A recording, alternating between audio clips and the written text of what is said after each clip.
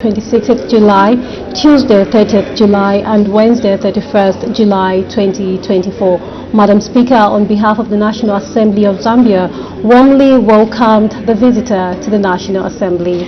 In the third announcement, Madam Speaker informed the House that the Office of the Vice President would hold a meeting with members of Parliament from 84 districts that had been severely affected by the 2023-2024 drought to discuss strategies for relief food distribution within the respective constituencies with Her Honor the Vice President. This meeting will take place on Tuesday, 30 July 2024 in the auditorium at Parliament buildings from 09:30 hours to 12:30 hours.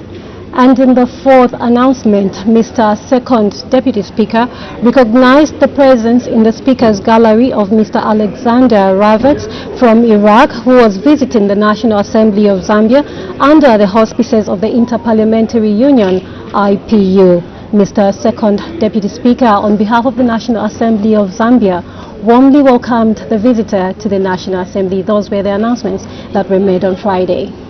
After those four announcements, two urgent matters without notice. Mankana Member of Parliament, Mr. Binwo, on the alleged and the cause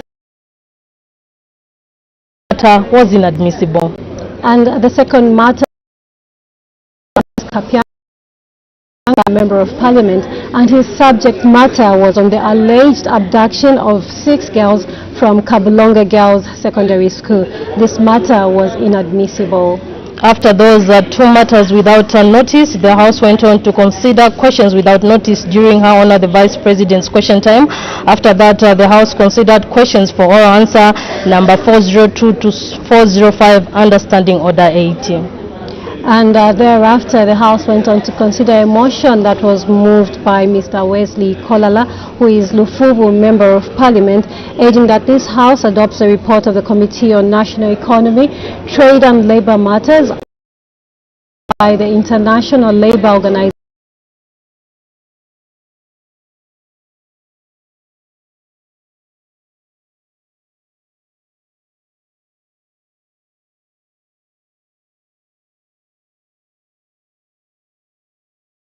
on Thursday 20 report was adopted accordingly at 12. So that's the business that the House considered on Friday 26th July 2024. We now shift our attention to today's order paper. Yes, as today, Tuesday, 30 July 2024, we have 4 bills that are coming up for consideration. We have 1 question for oral answer under Standing Order 82 and 4 committee reports and 2 bills that are coming at committee stage. We also expect the Vice President to move a motion that Standing Orders 24-1, 27 and 123 of the National Assembly of Zambia Standing Orders 2024 be suspended to enable the House to sit at 09 hours until business on the order paper for each day is completed from Wednesday 31st July to Friday 2nd August 2024, and also to consider more than one stage of a bill at a single sitting. Exactly, Matimba, and we do expect the Minister of Health to present 4 government bills, the first one being the Health Professions Bill, National Assembly Bill number 11 of 2024. We also expect the Minister to present the National Health Research and Training Institute Bill, National Assembly Bill number 13 of 2024. And the other one is the Zambia Medicines and Medical Supplies Agency Amendment Bill, National Assembly Bill number 14 of 2024. Amendment Bill 15 of. And after the presentation of the government bills, we do expect the House to consider 1 question for oral answer under Standing Order 82. This question will come from Mr. Alex Katakwe. This is question 406 to the Minister. In A, whether the government has banned the Mukanda traditional practice, which is mainly practiced in Northwestern Province, and in B, if so, why the practice has been banned despite its cultural and health benefits. After consideration of that one question for oral answer under Standing Order 82, we expect the House to consider 4 committee reports, and the first one is expected to be moved by Shangombo Member of Parliament, Mr. Movika, urging the House to adopt the report of the Committee on Transport, Works and Supply on the proposal to ratify the Beira Development Corridor Agreement, and that such adoption signifies the approval of the House for the 3rd session of the 13th National Assembly, laid on the table of the House on Friday, 26 July 2024. And still with Shangombo Member of Parliament, Mr. Movika, he will move another motion urging that this House adopts the report of the Committee on Transport, Works and Supply on the proposal to ratify the Central Corridor Transit Transportation Facilitation Agency Agreement, and that such adoption signifies the approval of the House for the 3rd session of the 13th National Assembly, laid on the table of the House on Friday, 26th July 2024. Shangombo Member of Parliament is also expected to move a motion urging the House to adopt the report of the Committee on Transport, Works and Supply on the proposal to ratify the International Agreement on the Tripartite Road and Railway Transport and the revised Nakala Development Corridor, and that such adoption signifies the approval of the House for the 3rd session of the 13th National Assembly, laid on the table of the House on Friday, 26 July 2024.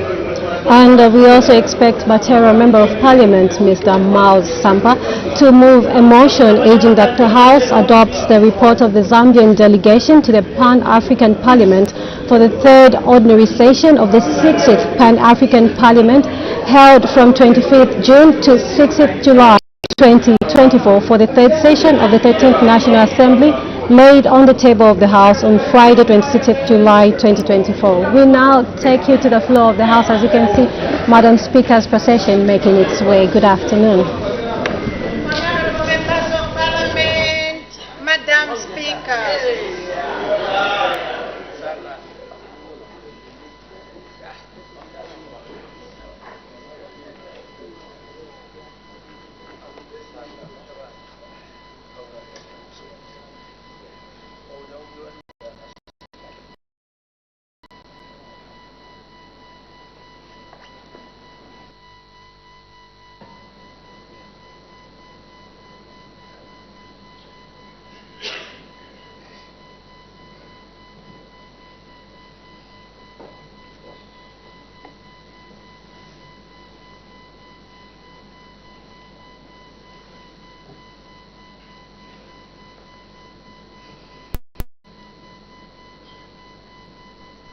And sing of Zambia, proud and free, land of wealth and joy in unity, victors in the struggle for our rights. We want freedom's side, oh, one, strong and free.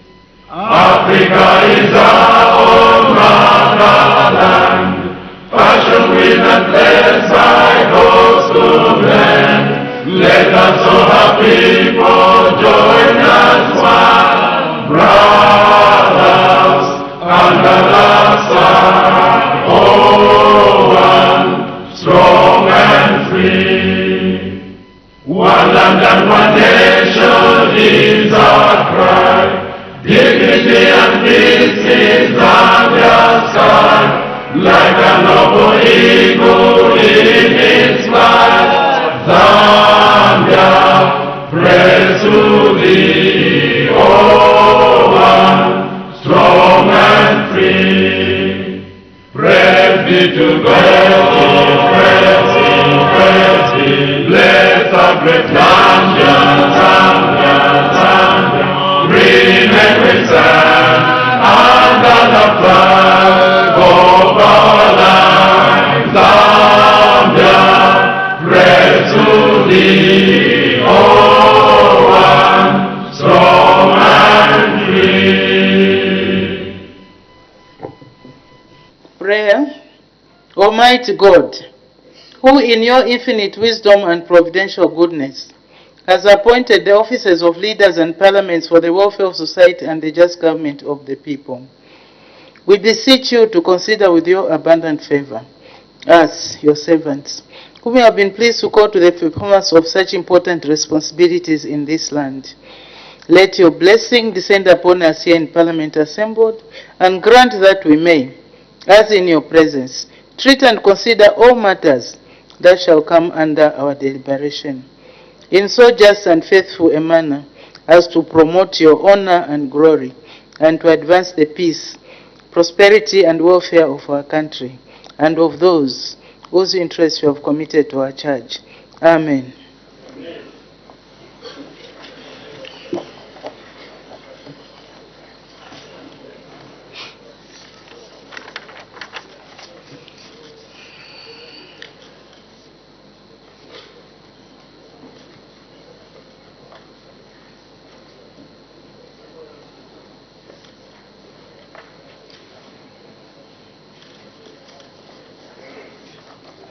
Honorable members, I have one announcement to make.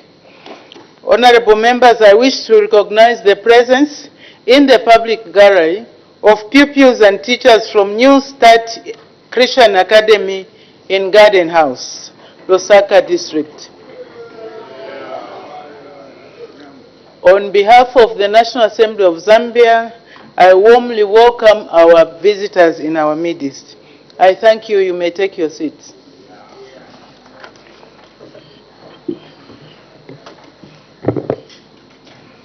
Notes of motion, Her Honor the Vice President.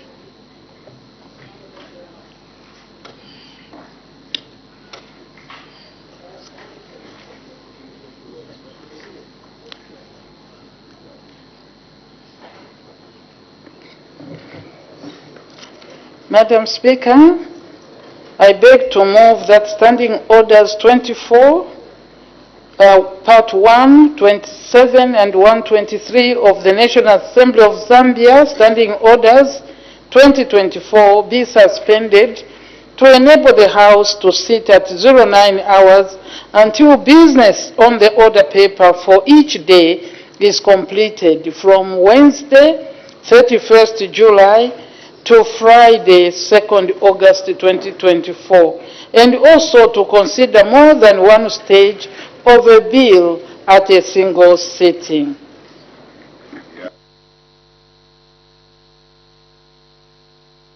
Order.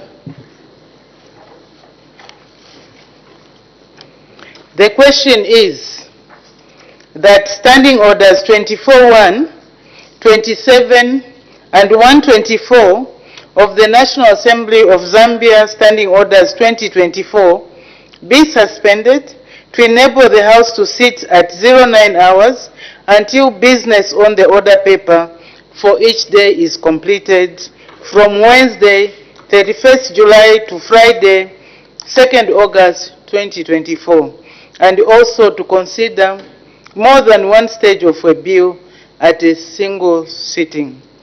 Any debate? Her Honor the Vice President.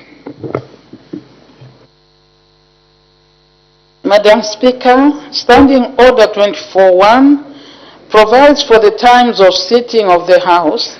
Standing Order 27 provides for automatic time of adjournment, while Standing Order 123 prohibits the consideration of more than one stage of a bill at the same sitting.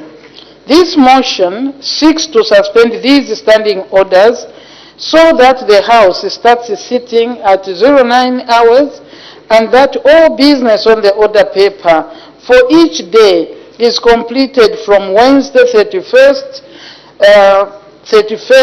July to Friday 2nd August 2024 and thereafter adjourn sine die. Madam Speaker, this motion is therefore non-controversial, and I hope that all the members will support it. Madam Speaker, by the time of adjournment, the House would have sat for a total of 31 days and would have considered approximately 63 questions, 35 motions to adopt parliamentary committee reports, and 3 motions to adopt reports on parliamentary delegations to international conferences. Madam Speaker, during this meeting, in addition to what I have mentioned, the House debated the motion of thanks following His Excellency the President of the Republic of Mozambique, Mr. Filipe Nyusi's special address to the House on Friday, 28 June 2024. Further, Madam, by the time the House adjourns, the House would have passed 9 bills and considered 19 ministerial statements explaining and clarifying government policies on various issues. Furthermore, 12 annual reports from government and quasi-government departments and 3 action taken reports would have been tabled. Madam Speaker, it is clear from these statistics that the House transacted a fairly large amount of business.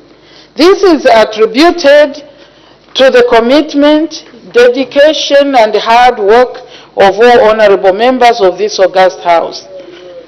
I therefore wish to commend all honorable members for the job well done. Madam Speaker, as the House goes on recess, I wish to remind all honorable members that during the 2023-2024 farming season, the country experienced arguably one of the worst droughts in this country's existence. The drought has brought about a devastating crop loss, which has threatened food security. In response, the government, through the Honorable Minister of Finance and National Planning, presented to this House Supplementary Estimates number 1 of 2024 on Friday, 21st June 2024. Madam Speaker, out of the approved 41.9 billion in the supplementary budget, 8.3 billion or 19.8% of the revised budget was dedicated to facilitating government's drought response interventions. I wish to therefore urge all honorable members, especially those whose constituencies are severely affected by the drought, to work closely with government in the implementation of programs to mitigate the effects of the drought among our people. Having said that, allow me to thank you, Madam Speaker, the Honorable Madam First Deputy Speaker and the Honorable Second Deputy Speaker for the able and impartial manner in which you presided over the business of the House. I also wish to extend my sincere gratitude to the Office of the Clerk of the National Assembly and his staff, the Office of the Vice President, Parliamentary Business Division, and officers from various government ministries and departments for the services they continue to render to ensure that the meeting is successful. Madam, this is a procedural motion, and I urge all honorable members to support it. Madam Speaker, I beg to move. Thank you very much. I notice there are several indications, as Her Honor the Vice President has indicated. This is a procedural motion. I will just call upon one honorable member from my left and one honorable member from my right. If these indications are about the motion, then can we go back to the motion? Because I don't know now who has indicated for or is there no any debate? Honorable member for Kantanshi. Thank you very much, Madam Speaker. And indeed, I'll join Her Honor the Vice President in thanking the members of this august House in terms of the amount of work they have put in trying to ensure that as much oversight and as much criticism, which is constructive, is given to the new Dawn government for the benefit of our people. Madam Speaker, you agree with me that ministers, the President himself have called all of us to work together. And as we are carrying out that responsibility, we on this side should not be seen as enemies, but as partners to development. It cannot be only when what we are saying wants to be heard, that is when the partnership is recognized. And when we say something that the executive probably has not paid particular attention to, then we are deemed to be enemies of development. I think with the amount of effort you have seen from our side, in as far as questions, even some of these ministerial statements were influenced by the members.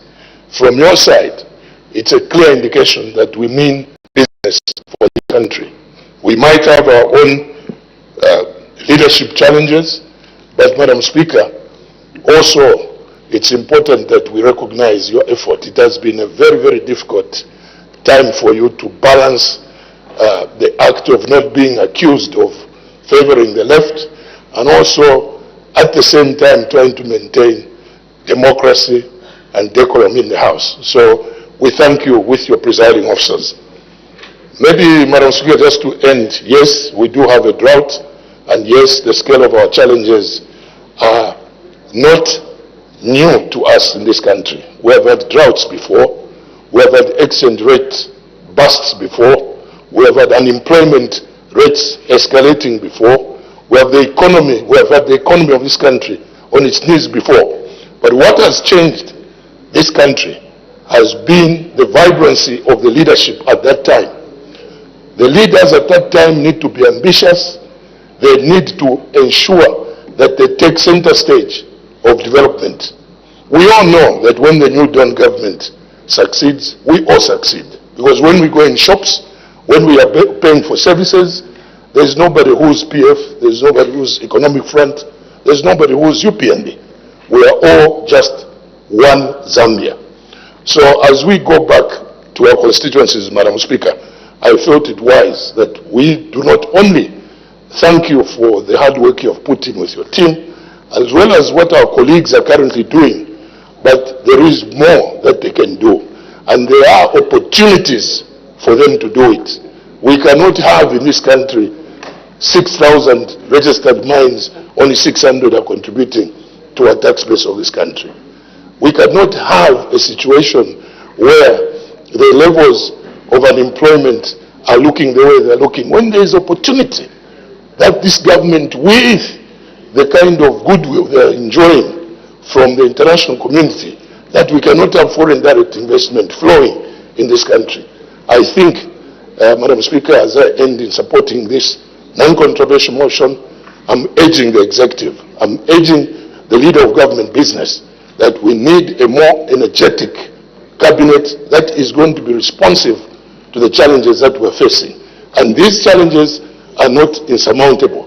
We have been through this as a country, growth rates declining, growth rates going up, good times and bad times, and this opportunity presents UPND the change that they campaigned for. And I know that they can do it, but they need to put their act in order. I thank you, Madam Speaker. Thank you. From my right, I don't know. It appears there is no one from the right, so we can make progress. Honorable members, we have a lot of work on the order paper, so we need to re-manage our time. Her Honor the Vice President, winding up debate. Madam Speaker, I would like to thank the Honorable Member for Kantanshi, who has verbalized his contribution to this non-controversial motion.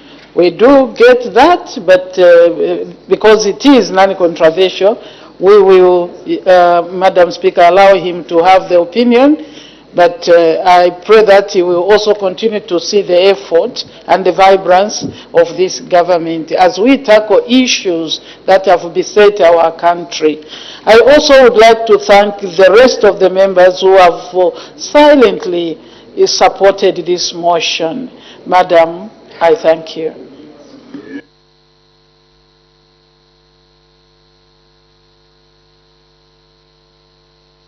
I put the question.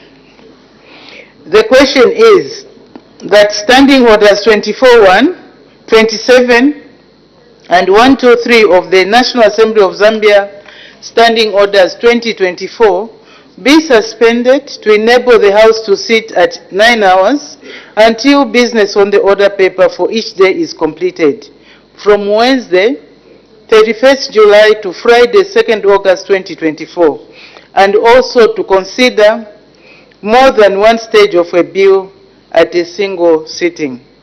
As many as are of that opinion say aye. Aye. Of the contrary say no. I think the ayes have it. The ayes have it. The question is resolved in the affirmative. Urgent matters without notice.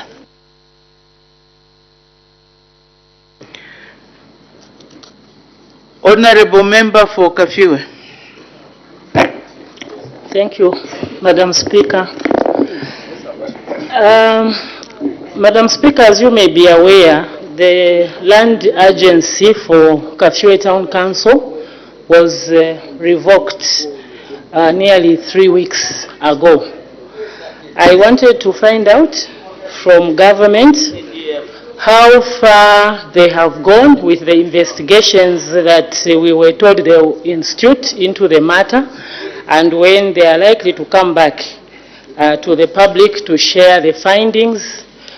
Because while this revocation is in effect, Madam Speaker, illegal land allocations have actually continued, affecting also the Zambia Railways land. Now, apparently these perpetrators have also gone on rampage, misinforming the public that the area MP, is proposing a demolition of whatever illegal structures have been put, while I have no knowledge about that, and neither is it in my mandate. But serious threats and allegations have been made, and I think putting my own life, at risk. So I wanted to find out when government and the minister responsible will actually come back to deal with this matter, so that in fact the perpetrators are brought to book and demonstrate that this government does not tolerate illegality. I thank you, Madam Speaker. The Honorable Member for Mpika, do you want to make a ruling on the point of order that has, on the matter that has been urged, that has been raised? Please, can we restrain ourselves? Honorable Member for Kafue, maybe what we can do is you can put in an urgent question, because the way this is coming out is bordering on debating ourselves, and what I know, life can be in danger to anyone these days. It's not safe, and we need questions answered, concerns addressed. So you can put in a question, an urgent question, which the Honorable Minister of Lands can be able to answer. The next one, the Honorable Member for Bahati.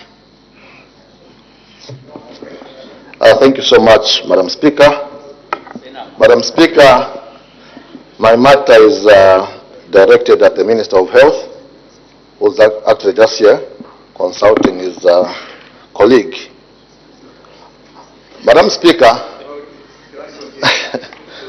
Madam Speaker, we have a lot of malaria cases in Luapula province, and Madam Speaker, the mortality rate resulting from this disease is quite very high in the province.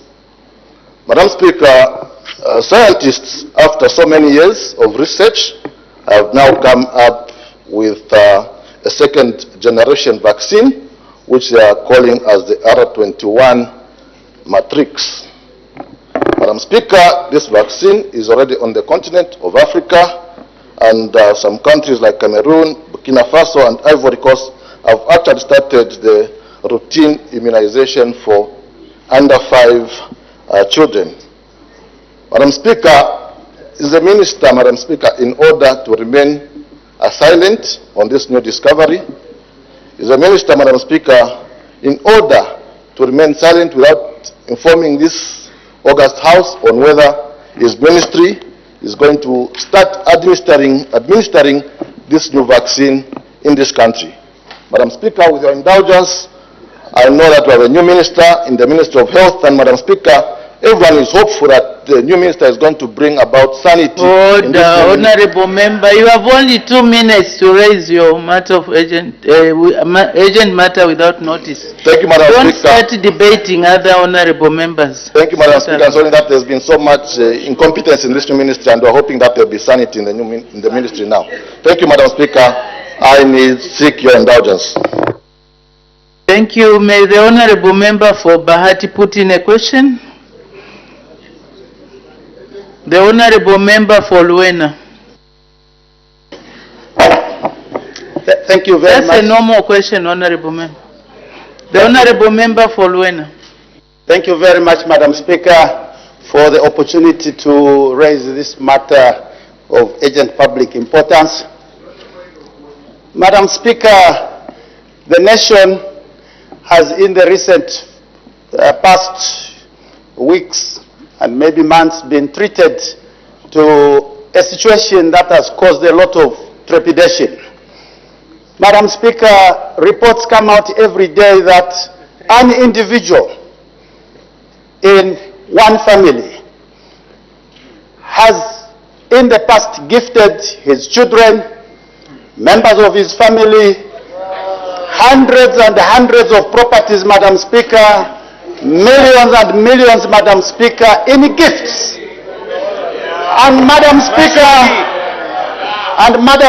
the people of this country and even your members both on the left and right, being a house that believes in accountability, would like to know from the government, when will this government provide this individual with an opportunity to give an account and share the magical formula he used to acquire so much wealth in a short period of time by bringing an appropriate motion to this house so that the motion can be honorable member for, yes, honorable member for, I don't even know, but I know, sorry, I will use your name, Honorable Masauso Tembo Kazungula.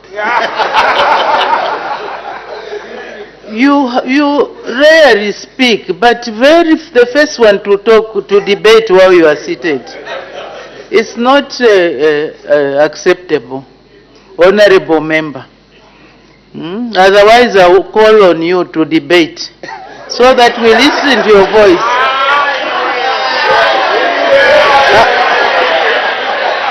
I have not called on you. May you take your seat, honorable member.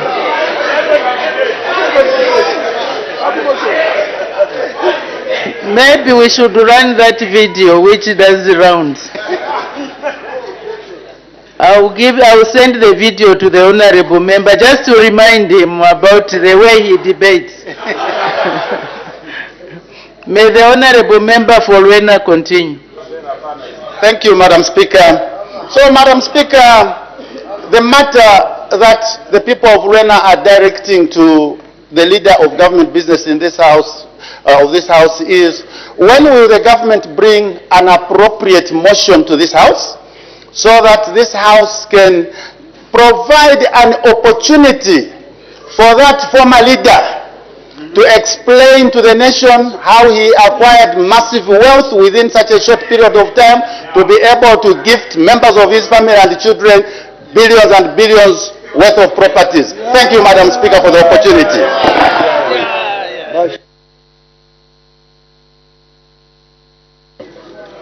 Order, honorable members, some of these matters, I'm sure it's a matter that the government is interested in.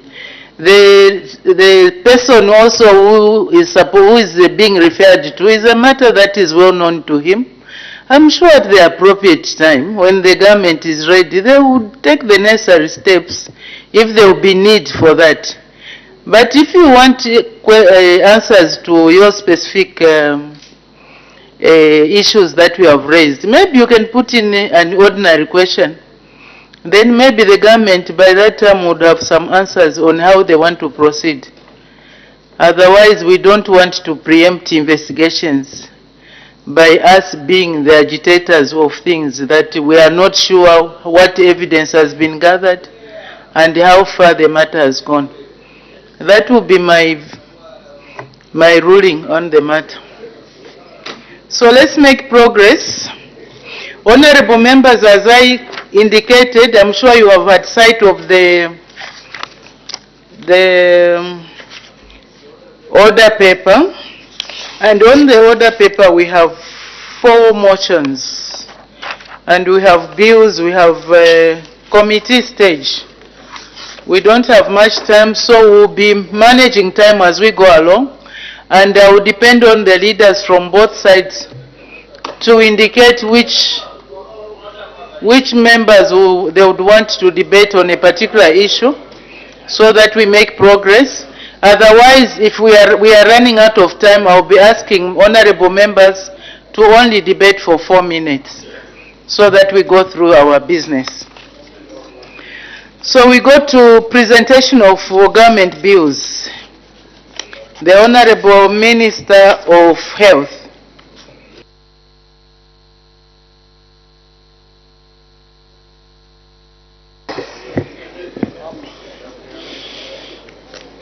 You shouldn't be having. Madam Speaker, I beg to present a bill entitled the Health Professional Bill, National Assembly Bill 11 of 2024. The objectives of this bill are to continue the existence of Health Professions Council of Zambia and redefine its functions. B, reconstitute the board of the Health Professions Council of Zambia and redefine its functions. C, regulate health professionals, health facilities, health care services and internship sites. D, provide for the administration of licensure examinations. E, approve curriculum for health learning programs for the purposes of accreditation by the Higher Education Authority. F, provide for the approval of internship sites for health practitioners. G, repeal and replace the Health Professionals Act 2009 and provide for matters connected with and incidental to the foregoing.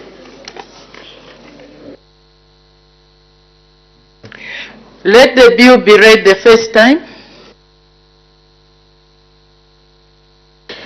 The Health Professions Bill, National Assembly Bill number 11 of 2024. The bill stands referred to the Committee on Health, Community Development and Social Services. The committee is required to submit its report on the bill to the House in due course. Honorable members who wish to make submissions on the bill are free to do so within the program of the work of the committee. Next. The Honorable Minister of Health. Madam Speaker, I beg to present a bill titled the National Health Research and Training Institute Bill, National Assembly Bill 13 of 2024. The objectives of this bill are to A, continue the existence of the Tropical Diseases Research Center and rename it as the National Health Research and Training Institute and redefine its functions. B, provide for the health research and training.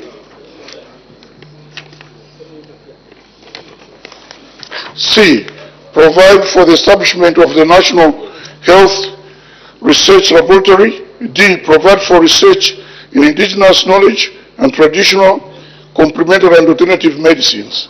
E, repeal and replace the Tropical Disease Research Center and provide for F, provide for matters connected with or incidental to the foregoing. Let the bill be read the first time.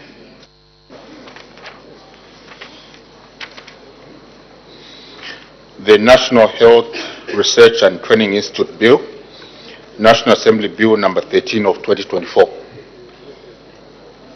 The bill stands referred to social services. The committee is required to submit its report on the bill to the House in due course. Honorable members who wish to make submissions on the bill are free to do so within the program of work of the committee. Next.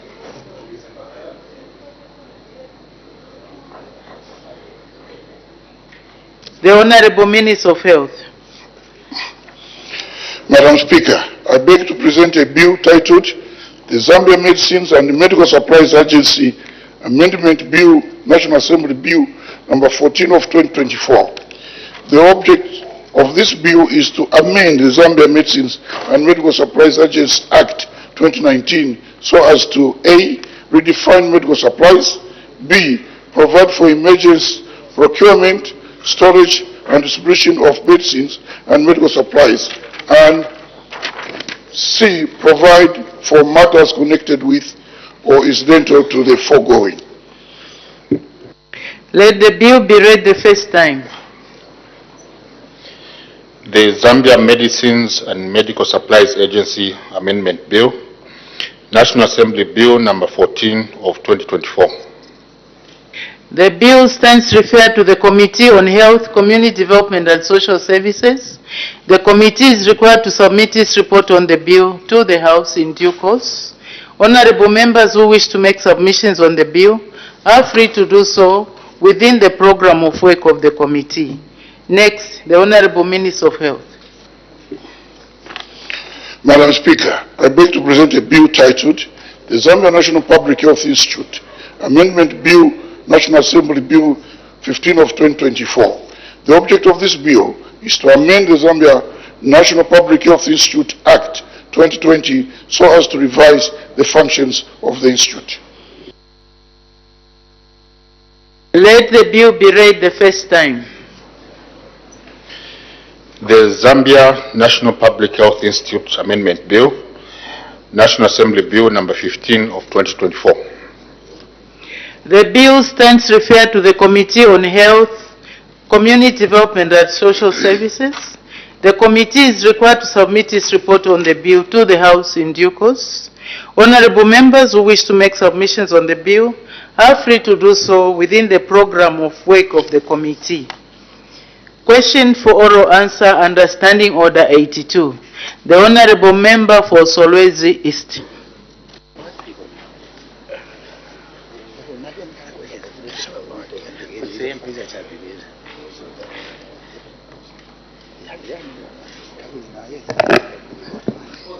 Thank you very much, Madam Speaker, for this opportunity for the people of Solwezi East to ask a question.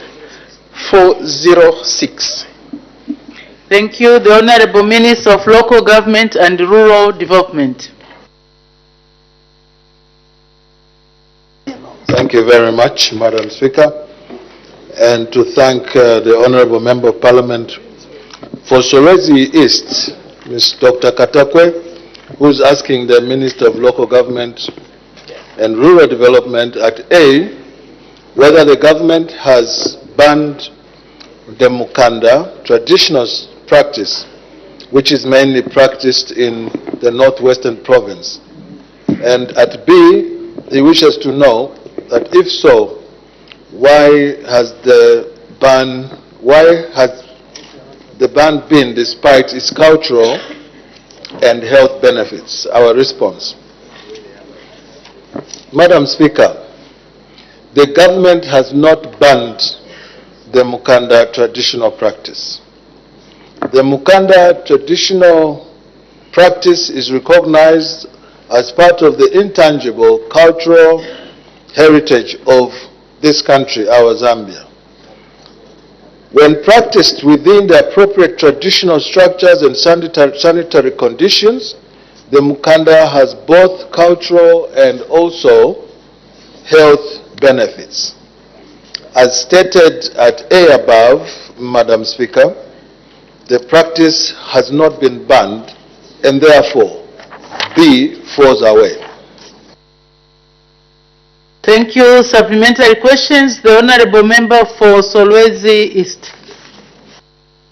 Thank you very much, Madam Speaker, and thank you, Minister, for the good response, because that now puts the dust to settle concerning what happened in Livingstone, that the Mkanda was banned, and you have clarified that it has not been banned because it has both cultural and health benefits.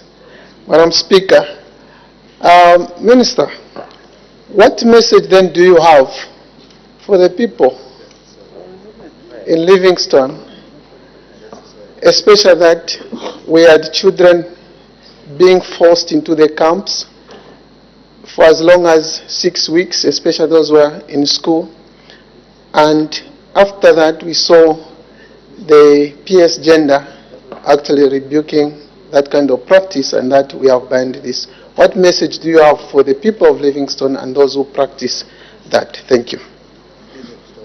The Honorable Minister of Local Government and Rural Development. Madam Speaker, I don't have a particular message for the people of Livingstone, but I wish to give just some background information for avoidance of any doubt as to what the Honourable Member of Parliament for Solwezi East may be referring to, in case some people have been getting innuendos and rumors to the extent that government has banned this traditional practice. The Mukanda traditional initiation rite that young boys and young men go through usually at puberty. The Mukanda traditional rite is mainly practiced in our northwestern and northern parts of this country, our Zambia.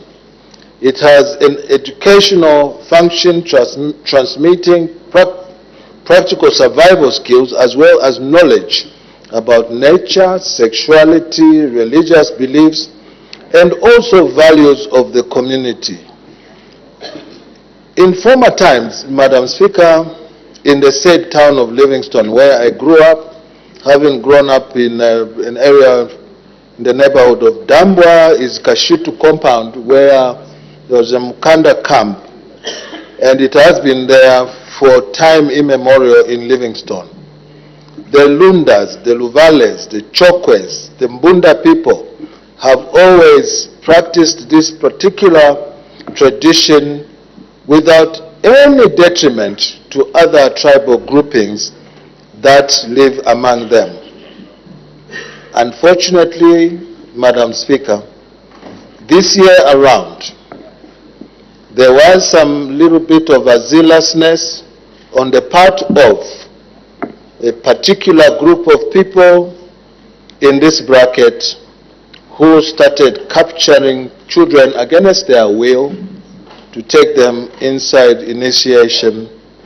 And because of the value that it comes with, unfortunately, upon graduation of these children who may have been taken in the initiation camp against their will, there was a charge that was accruing before they got their children, which really, in other terms, could be deemed as a ransom.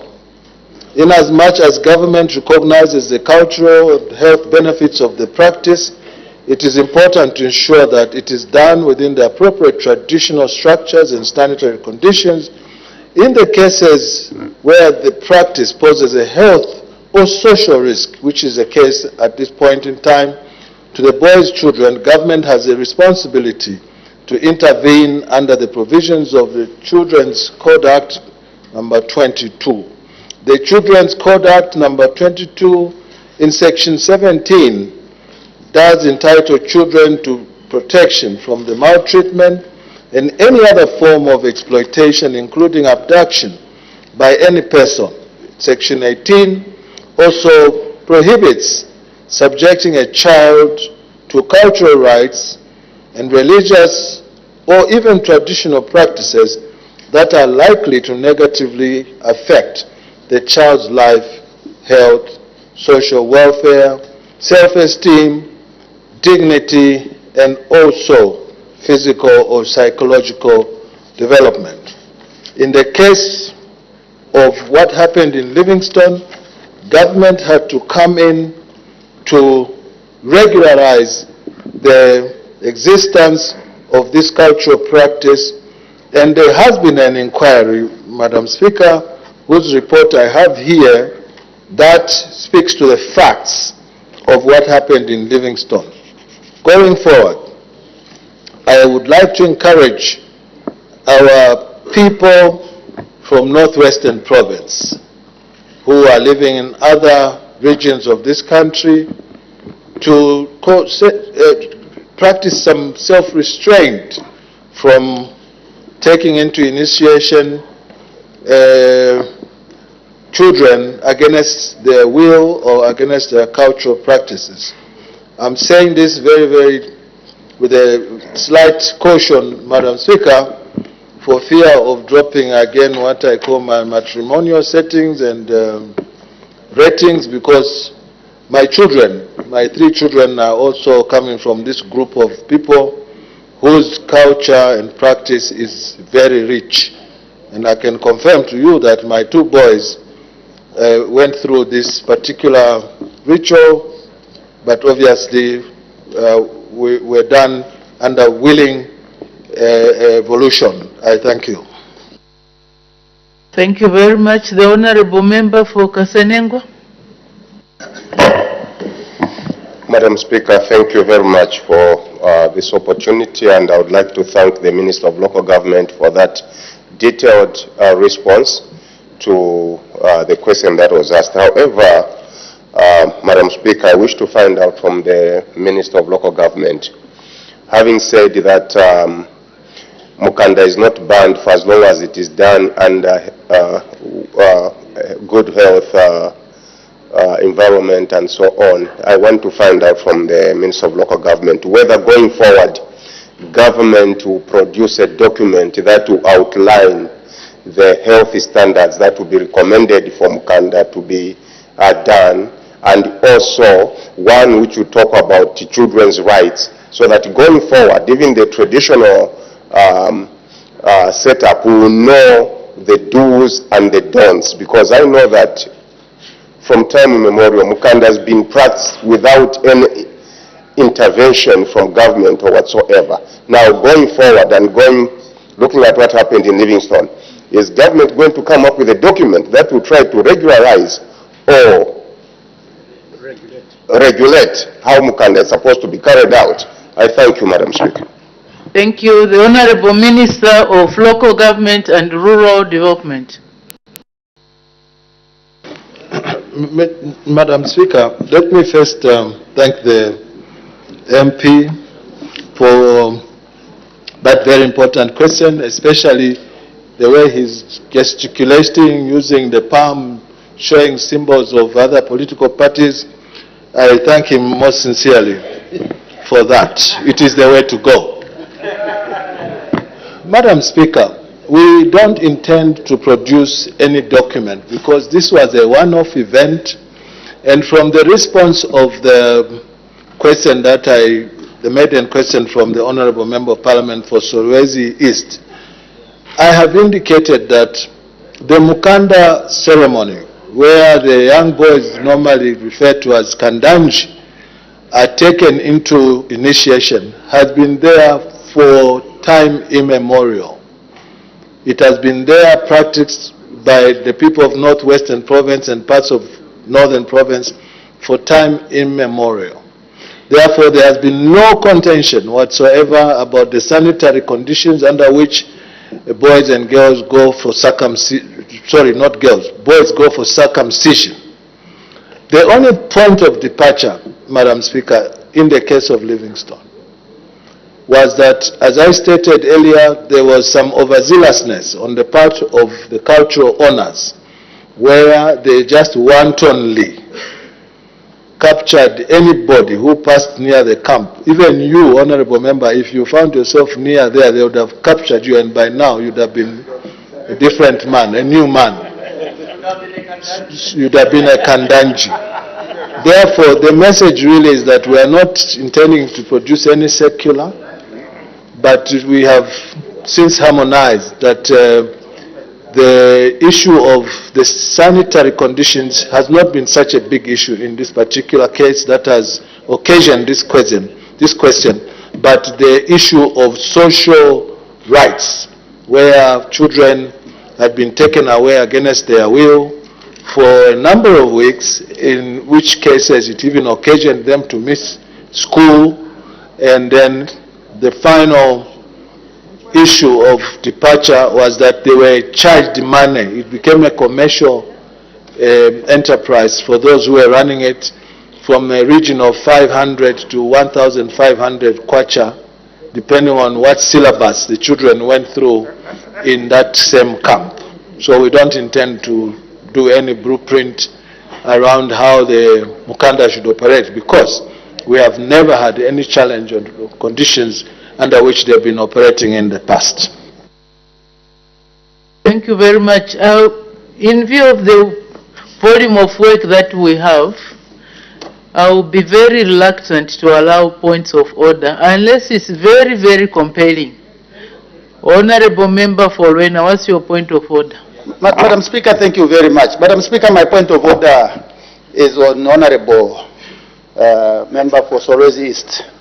Madam Speaker, issues of Mukanda are issues that we discuss only when the men folk meet and debate these issues in detail in secluded places. Is it in order, Madam Speaker, to bring a question here on camera before the entire nation and even making follow-up questions on issues of Mukanda? Is it in order, Madam Speaker? I think you're very serious ruling, Madam Speaker. Order. Allowing only men to debate will amount to discrimination. In any event, the person who discovered what happened was a woman, so it's an open society. But when you want to discuss those nitty-gritties, then you can do it on your own. But this is the house of the people, so the people want to know what happened or what caused the problem. The Honorable Member for Mbabala. Thank you so much, Madam Speaker, for giving the good people of Mbabala an opportunity to ask a follow-up question to the very good response from the Honorable Minister, who has also given us a bit more background. Honorable Minister, growing up also in Namwara area, the Mukanda team was oftentimes coming with the Nyao dancers. And like you say, the Nyao dancers would do or Makishi, as I don't know what's the interpretation of those two types of dances. At the end of the day, yes, all of us who were Nani, Luvares would run away for fear of being captured because of the mortality also associated with the camp. What measures are being put for government to engage the Mukanda sites to ensure that we do not have mortality or medical hemorrhage as a result of the action which takes up there to maintain a very good health standard for our children? Thank you. Thank you. The Honorable Minister of Local Government and Rural Development. Having, Madam Speaker, lived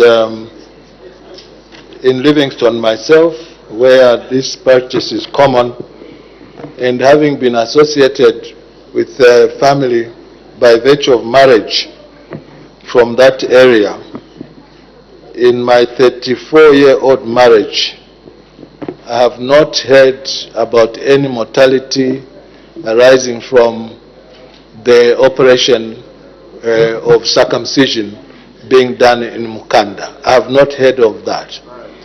The issue about the Kishi, from the way I understand it, yes, when the children are going into the initiation, or indeed when they come out, there are some ceremonial, operations that occur where they want to showcase their rich traditional culture, and they would interact with the communities. In the case where I used to live, and Kashitu compound, instead of running away, we would actually be following Kishi to admire how they dance, how they do their midsection, and all sorts of antiques which demonstrate their rich culture. So I think this time around, my plea to our citizens in areas where Luvale, Lundas, Mbundas, Chokwes, Chazis have established camps is that we should just make sure that they adhere to the original modus operandi that does not infringe on other people's rights, because it then turns into a flavor of colonization of one tribe by another by forcing them to be circumcised. Circumcision itself is a good practice, Madam Speaker, and now that we have options to go into a conventional hospital and others want to go, because at the hospital all they do is to put you under a knife. The same thing happens in Mukanda, but in Mukanda they teach you as an adolescent, someone who grows up, they'll teach you hygiene. They tell you now you have reached puberty, now you can actually father another person, and this is how you must operate. You don't take life for granted. You can be a father prematurely, and they teach those good values, including those of self-respect and respect for others. So both of them come with their own advantages. The only situation here that we must curb is that there should be no one forcing another to go to the right-hand side, in this case the conventional hospital, or to the left-hand side, in this case the Mukanda camp, where the operations happen. I also believe that the sanitary arrangements, they must have some traditional anesthetic when they put a child under the knife, the same way the hospitals also have conventional anesthesia. Thank you. Thank you. The Honorable Member for Kalabo Central. Thank you, Madam Speaker. Madam Speaker, I greatly appreciate the response from the Honorable Minister, and I would like to request the people of Kalabo to be comfortable with the ceremony of Mukanda. Honorable Minister, we were put in an awkward position. We were breathing at zero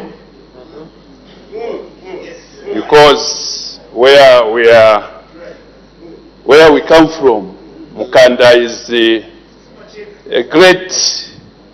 it's great, G-R-E-A-T. It's a great ceremony. It's great because it carries with it many favorable factors. So when we heard what took place in Livingstone, all of us in Kalabo, we were put off and wondering what is happening to the UPA, to the New Dawn government. Now that you have come out openly like that, the people of Kalabo, they are hearing that Mukanda kuba umanesere.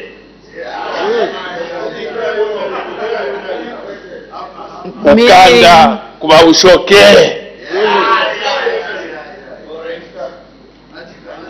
Meaning, Mukanda, that feast, great feast, has not been banned. However, the Honorable Minister, the word abduction, the Honorable Madam Speaker, the good part of this question is that it is emanating from a region which I'm not very conversant with. The location of Mukanda, where you set up that Mukanda, that structure, where you place it, it's a place of high respect. The word abduction, Honorable Madam Speaker, a person who straying, walks into that location, Honorable Minister, what should the owners of that Mukanda do to this person who has walked into that area? He has walked in. What should happen to that person? Should they let that person go? Or the necessary steps should be taken? Wind up, Honorable Member. We don't have much time. What's your question? I'm sure the Honorable Minister has gotten the gist of my question. Since he has the idea, all what I wanted was to be clear. If someone, a male person, a female person, walks into that area, what should happen to that person? What should they do? Should they continue with the traditional norms of that location? Thank you, Madam Speaker. Thank you. The Honorable Minister of Local Government and Rural Development. Thank you very much, Madam Speaker, and to thank the Honorable Member of Parliament for Kalabo. The Honorable Member of Parliament for Kalabo, Madam Speaker, forgot to declare an interest. It's important that when you are an interested party, having gone through Mukanda ceremony himself, should have done so without any hesitation at the point of asking his question. His question was speaking to my use of the word abduction, and also clubbed with the fact that if a female strays into this facility, should the facility continue to operate with the respect that the people of Northwestern Province, my in-laws, have attached to that particular ritual all these years? My response, Madam Speaker, is that in my maiden answer, I made reference to the Children Codes Act. And this is the point at which the conversation can start and end. In this report, there is a paragraph, and I won't read it word for word, but you are welcome to come and see it, where parents of the children that were taken away without the knowledge of the children, of the parents, could amount to abduction. Because when you are taken away against your own will to begin with, and you are a minor, and your parents don't know where you are, it can only be interpreted as such. That was the only unfortunate part about how they left some negativity on a conventionally recognized rich tradition, the act of forcing children in the absence of acknowledgement and willingness on the part of the parents to go and become inducted. That's the only thing that went wrong. Everything else, and this major measures. You don't take a wide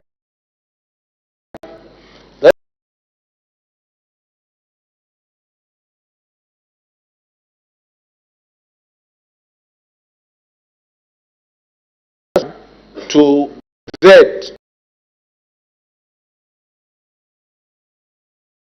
where my rights begin. So I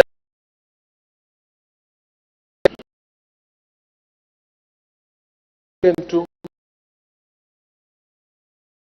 harmoniously in the spirit of brotherly love and sisterly affection in Livingstone and elsewhere. For Solwezi East. Thank you very much, Madam Speaker, and thank you, Minister, for the response. Now that the government has realized the cultural, religious, and medical benefit of this mukanda, especially that it is all about circumcision, that helps to reduce HIV transmission, human papilloma virus that causes cervical cancer in women, also for hygienic purposes. Is the government, in your term that you have used to harmonize, is it possible that the government, on one hand, and the traditional people practice this, can come together so that the tradition part, they teach the cultural norms, the medical part, they bring in the sanitation, the medical aspect, so that there is this kind of harmony. As you stated, a knife used on one person several times may be a risk for the transmission of HIV or STIs. Is it possible that both the government and the traditionalists can come together and harmonize this aspect of circumcision or mukanda? Thank you. Thank you. The Honorable Minister of Local Government and Rural Development. In answering the question, Honorable Madam Speaker, I wish to make a correction to the question from Honorable Katakwe, where he says now that government has realized. We have always known that mukanda cultural practice is a good practice. We didn't realize today. So I would like for us to expunge that from the Hansard, because at no point in my responses did I say, okay, now we have realized that it's good. We have always known that it's a good practice. In terms of interchangeability of how this is done, again, just imagine, Honorable Katakwe, you yourself should have declared an interest too. Imagine putting a mukanda at Minor Soko Hospital. You go and direct mukanda at Minor Soko Hospital for purposes of benchmarking and exchange of good practice. It can't work. For now, we will let the two run side by side harmoniously. The issue of going under the knife in mukanda and, as you said yourself, being able to then transmit communicable diseases. Again, we have not heard of anybody who has gone under the knife in mukanda that has contracted HIV, Kaposi sarcoma, and the other disease that you mentioned. Because we believe that they have been doing it under very sanitary conditions. I'm sure they have got sanitizers in those same mukanda enclosures. And that's why I also was quick to say that I even suspect they have some anesthetic, traditional anesthetic, things that they use to reduce the pain when they take the children under the guillotine. Thank you very much. With regard to the expansion of what the Honorable Member for Solwezi East said, I think the response by the Honorable Minister has cleared the air, so the record has been put straight accordingly. So there will be no need for us to expunge. So we make progress. Notes of motion. The Honorable Member for Shangombo. Which one is number one? For 7 area. Number one for Beira. This one is number one. Yeah.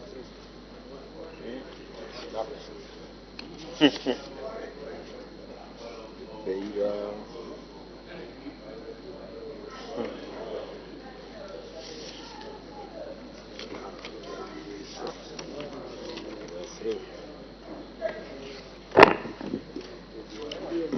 Madam Speaker, I beg to move that this House adopt the report of the Committee on Transport, Works and Supply on the Beira Development Corridor Agreement for the third session of the 13th National Assembly laid on the table of the House on Friday, 26th July 2024. Is the motion seconded? Yes, Madam Speaker. Seconded by the Honorable Member for Kwacha.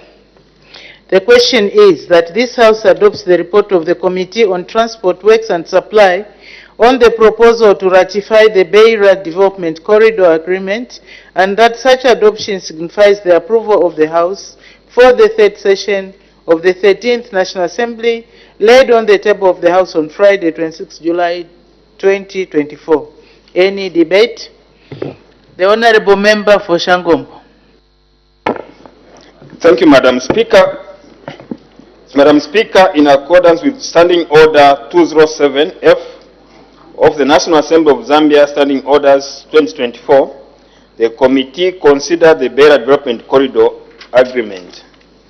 Madam Speaker, after analyzing the Beira Development Agreement and interacting with relevant stakeholders, the committee made a few observations and recommendations as highlighted in the committee's report. Madam Speaker, considering that members have acquainted themselves with the contents of the report, allow me to comment only on some of the salient matters contained in the report. Madam Speaker, for ease of understanding, I want to begin by defining what a transport corridor is. A transport corridor is a designated route or pathway that facilitates the movement of cargo, people, and services between different regions or countries. It typically involves a combination of various transport modes such as roads, railways, airports, seaports, and inland waterways to ensure efficient and seamless connectivity and processes. Madam Speaker, the committee recognizes the numerous benefits that Zambia will attain from the development of the Beira Development Corridor, which among others include job creation and economic growth. While these benefits are worthwhile, the committee notes that realizing these benefits requires addressing the anticipated challenges related to infrastructure investment and regional coordination, among other things.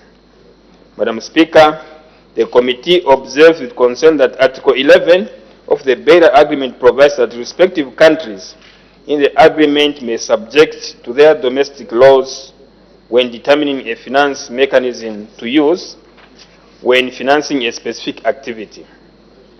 The committee is concerned that the revision may not be effective in reducing corruption and maintaining the standards of work among the involved countries. In this regard, the committee recommends that Article 11 be reviewed and that all parties to this agreement should contribute equal amounts, which will in turn be used to develop projects. This will achieve and maintain standards of work and reduce chances of corruption and inconsistencies.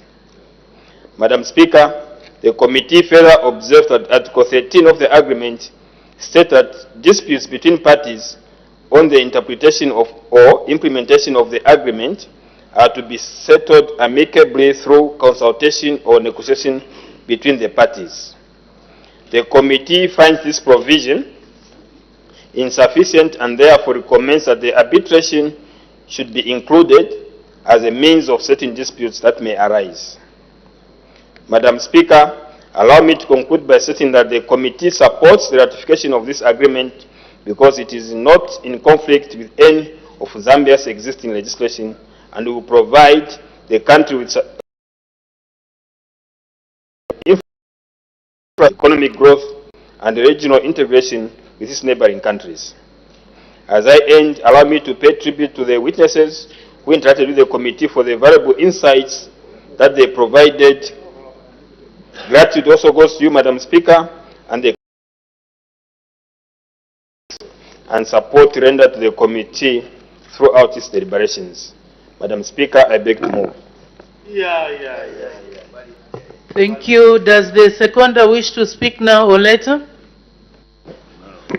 Now, Madam Speaker. The Honorable Member for Kwacha.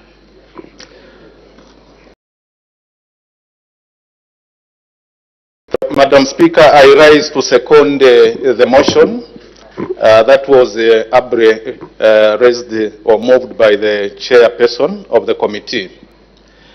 And before I go further, I would like to thank the chairperson for moving the motion, which is a progressive motion, because it is one that will bring a lot of progress to this country in accelerating trade and development and regional integration. Madam Speaker, I would like to add a few notes, points to what the chairperson has already mentioned. As a committee, of course, we are in full support of the Beira Development Corridor Agreement because of the numerous benefits that will come from it. However, there are a few concerns that as a committee we noticed, and I would like to mention just a few. The first one is on financial constraint as a country. We all do agree that Zambia is a poor nation, and while the agreement may have potential benefits, the committee, we are fully alive to the fact that it will have negative ramification for the country, which will put or place the country in financial constraints. Madam Speaker, our resource envelope is very, very minimal.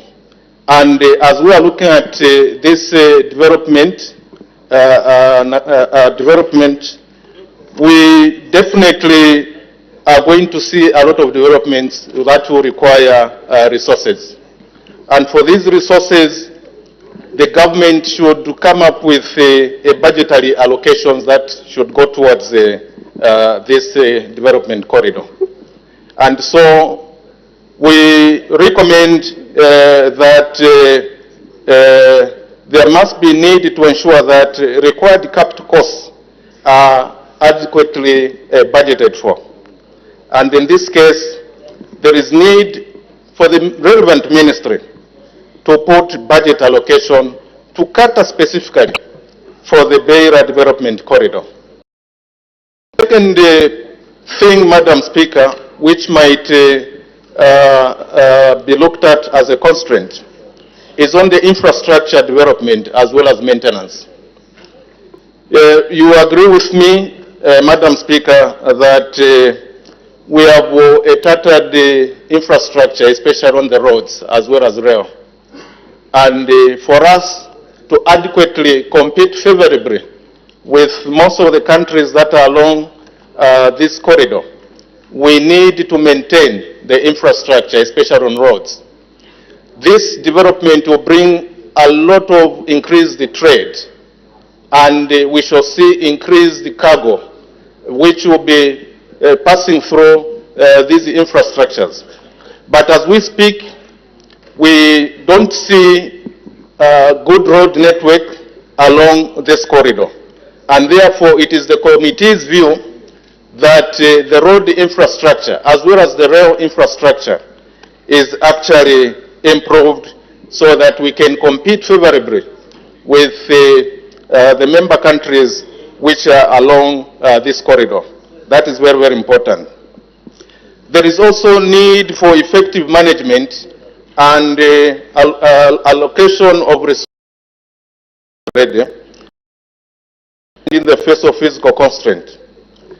Madam Speaker, there must be also prudent utilization of every available resource that will be channeled in this sector so that the country can have desirable results that should come from this corridor. There is also another concern that was noted, Madam Speaker, which will be on the increased criminal activities. The committee will also learned from stakeholders that as we go into this arrangement, there will be a lot of movement of goods and people along the corridor. And this will likely provide an opportunity for criminal activities like human trafficking, as well as smuggling of goods and drug trafficking into Zambia. So in this regard, we want the relevant ministry to put up security measures so that these illicit kind of activities can be hampered. Otherwise, it's the committee's view that the border controls should be strengthened and ensure that all the measures at all entry points, they are actually strengthened.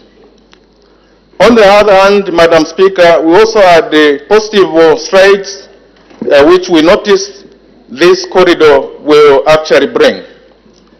The first one is on job creation, which the honorable member, the chairperson of the committee, actually touched.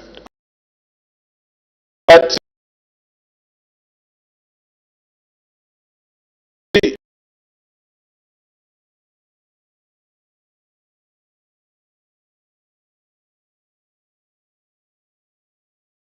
we are looking at creating jobs in our country so that our youths, our women can have jobs where they can have salaries to support their families. Economic benefits in the country will also come about, as we shall see a lot of increased financial resources coming into the country through various ventures. In a nutshell, Madam Speaker, we shall see a lot of business opportunities which will come in various areas such as transport, in areas such as agriculture, tourism, mining, and many other sectors. In conclusion, Madam Speaker, this is a very, very progressive agreement which this country should harness, and it will bring a lot of benefits, as I've indicated earlier on. With these few words, Madam Speaker, I wish to second the motion and I submit. Thank you very much. Any further debate? The Honorable Member for Kaumbwe. Thank you so much, Madam Speaker, to allow the people of Kaumbwe to add a word on this report. The Beira Development Corridor Agreement cannot come at a better time than this, when our country, we have signed and ratified to certain international protocols such as the Lobito Corridor Development Agreement, also the Tazara, now the Beira Development Corridor Agreement is a vital link that was missing for Zambia to have access to the seaport of the Indian Ocean through Port Beira and Nakala.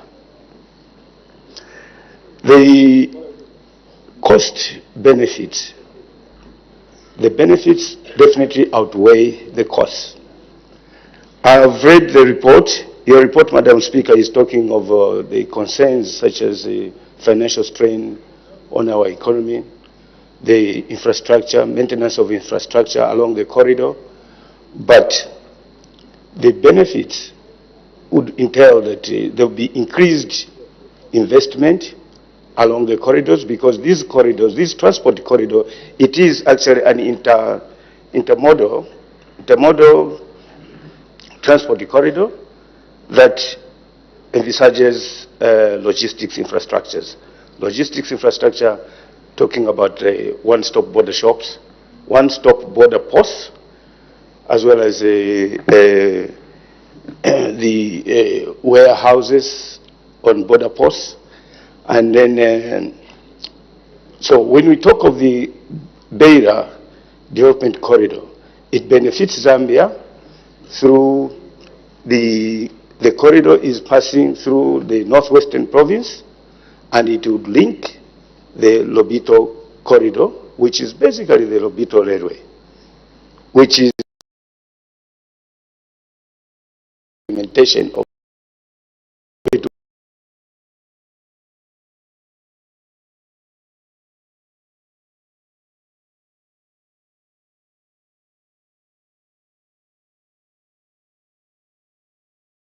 connecting it through the Zambia railways. And we have transport infrastructure, advanced transport infrastructure at Kazungula that has even a one-stop border post. Along these corridors, we expect increased trade, investment in agriculture, investment in hotel industries, investment in industries, because of the beauty, the comfort, and efficiency, the reliability of the corridor to offer transport facilities. Madam Speaker, you might be aware, through the visit of His Excellency the President of Mozambique, there is this corridor, the Beira Development Corridor Agreement, will benefit the people of Eastern Province through the Katete-Chanida Road. The Katete-Chanida Road is part of the link of the Beira Development Corridor Agreement, which in other parts of the country, such as the Southern Province, through the Zambia Railways, the Copper Belt Province, through the linkage that the Beira Railway, the Beira Development Corridor is going to link other parts of the country. The Katete-Chanida Road is linking the whole country, Zambia, through Eastern Province to the port of Beira and Nakala by road.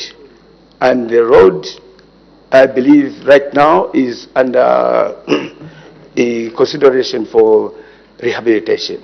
It comes along with infrastructures such as the one-stop border post, also warehouses, and therefore it will have increased facilitation of trade and movement of agricultural products for exports to Europe, Asia, and even trade within our own, in the southern region.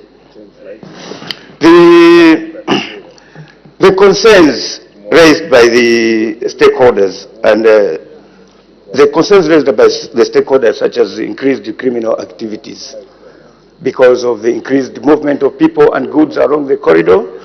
This, of course, this challenge, of course, is expected. But the committee, I support the committee's recommendation that there should be increased security presence in ports of entry and exit.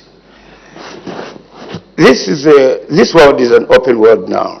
So through such a corridor, we would have an increased regional coordination, increased interaction between the Southern African nations, and would have to develop frameworks that would be comfortable, that would be comfortable to both countries where the corridor traverses, because we have got different customs, traditions, and including the regulatory framework on transport.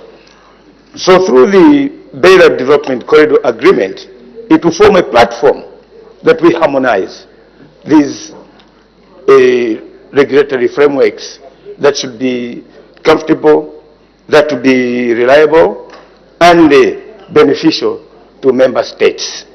I therefore, with these few words, I support the signing and ratification of the Beira Corridor Development Group. Thank you. Thank you. The Honorable Member for Nyimba. Thank you, Madam Speaker, for giving the good people of Nyimba an opportunity. Let me thank the chairman and his vice chair for this wonderful report. Madam Speaker, I think we are ready to be talking about this corridor. It's a very important corridor, especially for us as Zambia. We are landlocked but linked in some way. If we are going to make sure that we link our nation to the ports, is to make sure that corridors like the Beira Corridor is developed. Madam Speaker, yes, I've gone through this report.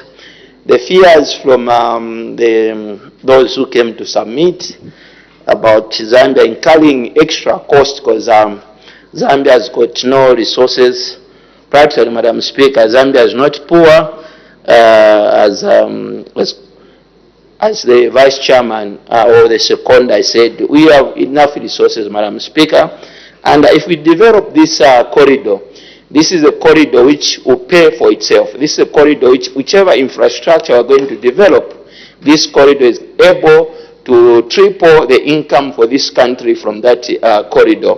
Madam Speaker, today we are supposed to have completed the rail line started by President Kaunda in those days, and all successive government, Madam Speaker, have failed to implement this rail line from Beira to Malawi, Malawi, Chipata to Selenje. And this is what I wish the Minister of Logistics should be talking about. Because, Madam Speaker, logistics is the backbone, it's the heartbeat of every economy. For every economy to succeed, the goods should be transported in time, people should be moved in time, and they should be as cheap, the transport, Madam Speaker, should be as cheap as possible. Today, Madam Speaker, we all dependent on Dar es Salaam, Tanzania-Zambia corridor, which is so busy. There is no space at Dar es Salaam port, and we have a free port, which is Beira and Nakara, which they can also add value to this corridor.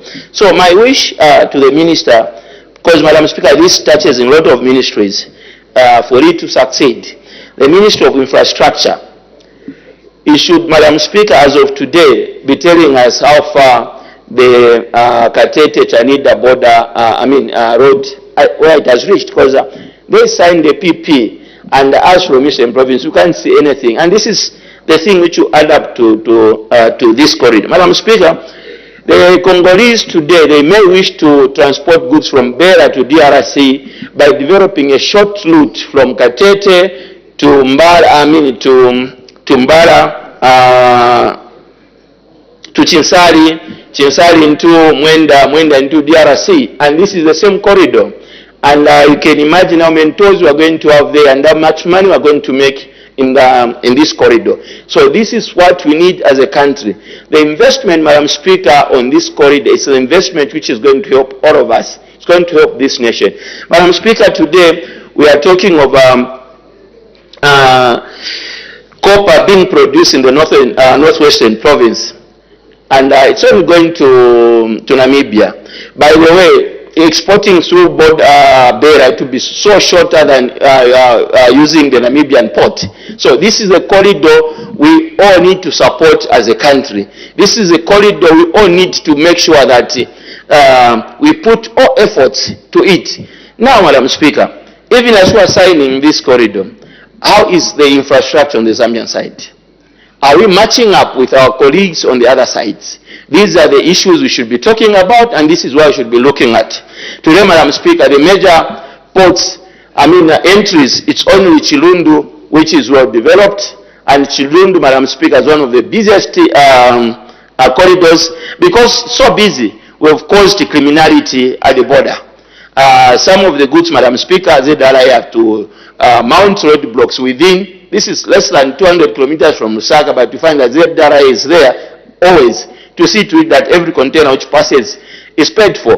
We have neglected the shorter route from Katete into Lusaka, so that we can also, from Lusaka into DRC or Angola, especially DRC where we have much clientele in terms of using the Zambian road networks. So we need to develop this one, and my request to the Minister of Logistics is that can we put more effort on this corridor so that we develop even the road from Otafosi and Lusaka, Madam Speaker, into Chongwe. It needs to be worked on because this is the major entry into the major road to Beira.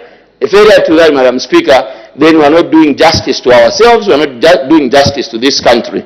Madam Speaker, with those few words, I rest my case. Thank you so much. Thank you. The Honorable Member for Mbala. Mbavala, sorry.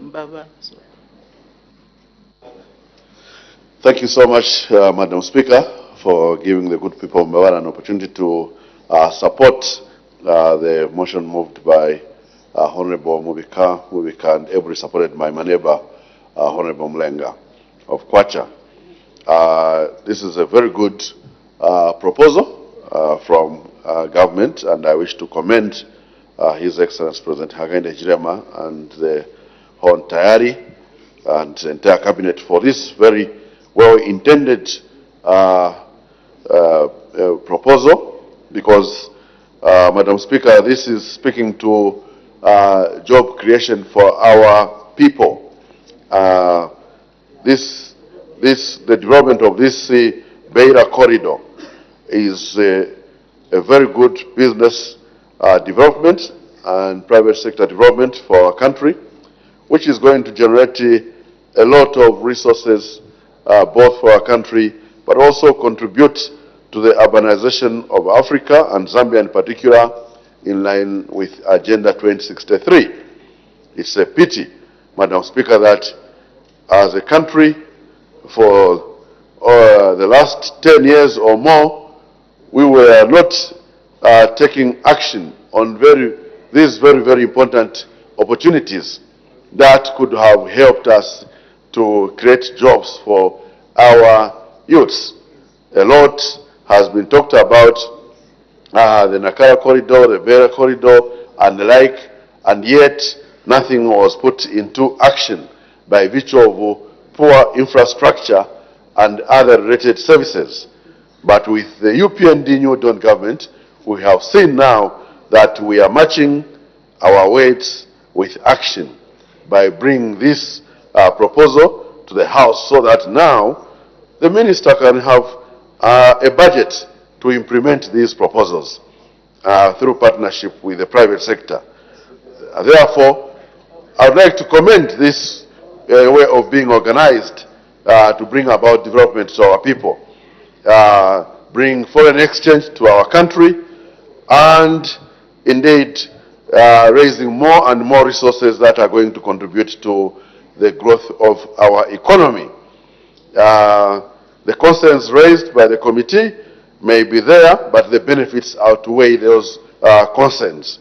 Therefore, we want to see a quick action and development of this corridor, so that we can generate as many jobs as possible, because the challenge we have with our youth is that we do not have enough jobs. But as we have seen, all border areas are able to generate a lot of jobs.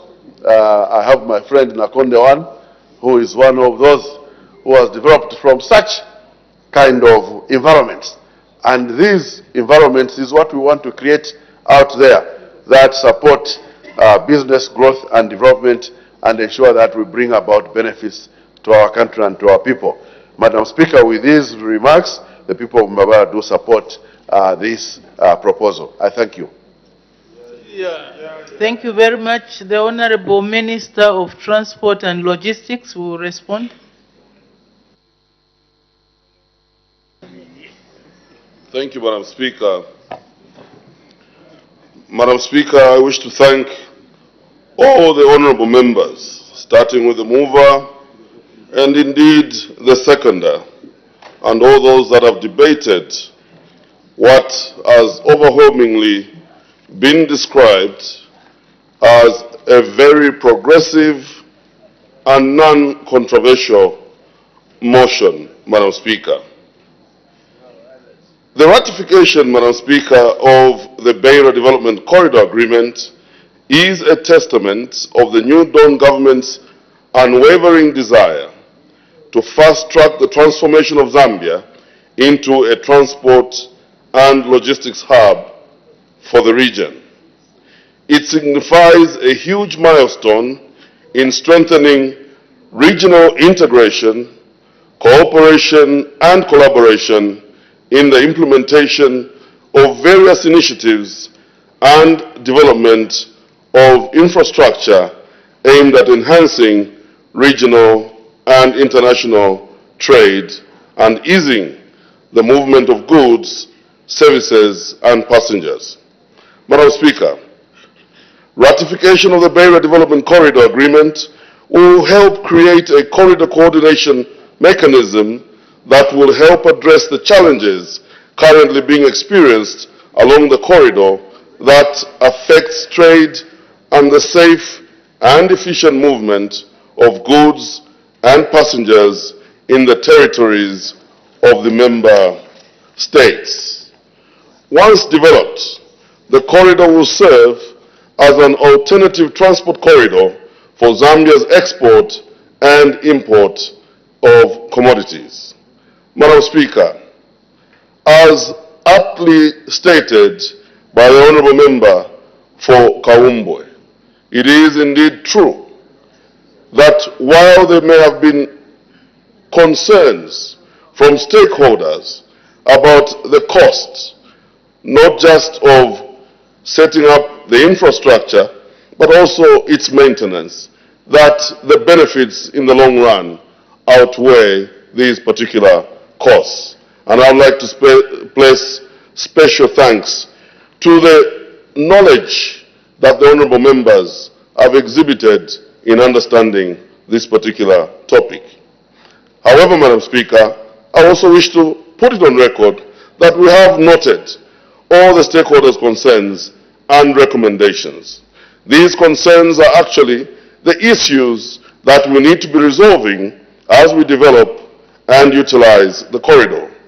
We also take note of your committee's concerns and recommendations, which we largely agree with and will endeavor to address once the agreement is ratified and comes into force. I would like to commit that we will ensure that the private sector are involved in all the corridor management issues, because it is the private sector that we are creating these corridors for. Madam Speaker, in conclusion, the conclusion of this report indicates that this is also, indeed, as earlier stated, a non-controversial matter that requires all to support in this August House. Madam Speaker, allow me also to end by saying that it has been government's policy as a going concern that Zambia be turned into a transport and logistics hub. This August House must feel very proud that it is under this administration that we are taking this particular policy to its logical conclusion by ensuring that Zambia is connected to its neighbors through the development of these corridors. Madam Speaker, I thank you. Thank you very much. The Honourable Member for Shangombo, winding up debate. Thank you, Madam Speaker. I would like to thank the seconder of the motion, Honourable Charles Abel Mlenga, Honourable Member of Parliament for Nyimba, Kaumbwe, and Babala. And lastly, the able Minister of Transport and Logistics, Honourable Frank Tayali, for their submissions. Madam Speaker, I thank you.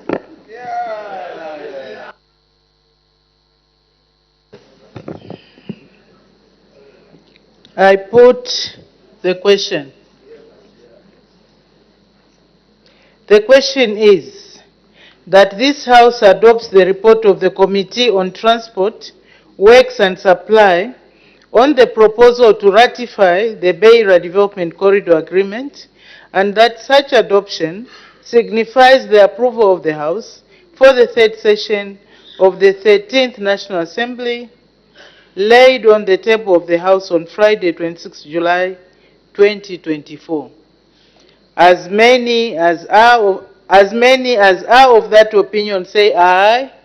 Aye. Of the contrary say no. The ayes have it. The question is resolved in the affirmative.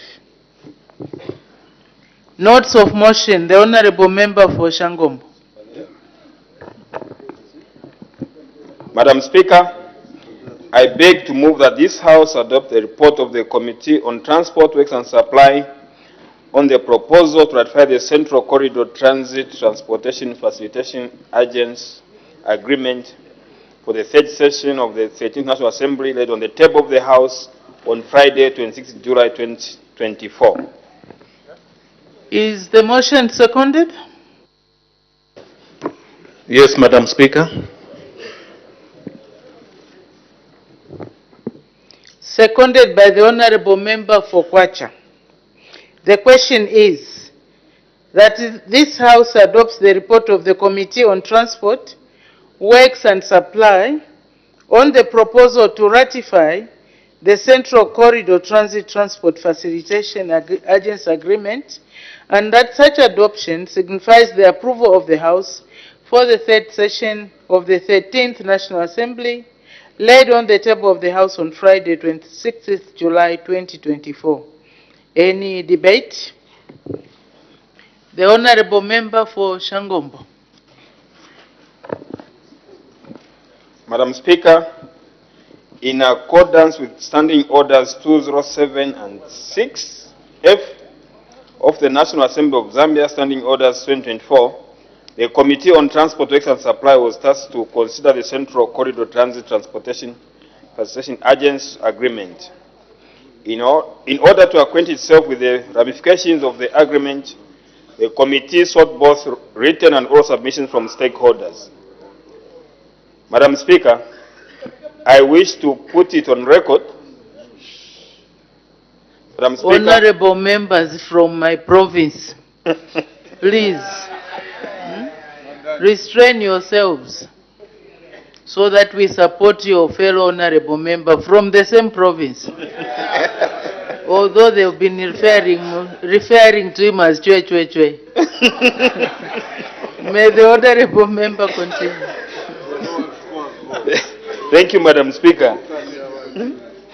Madam Speaker, I wish to put it on record that the committee is in support of the proposal to ratify the Central Corridor Transit Transportation Facilitation Agents Agreement. This is because ratifying this agreement will not only revolutionize regional trade and transportation, but will also connect our country to the East African markets through streamlined cargo movement, reduce costs, and increase efficiency along the corridor.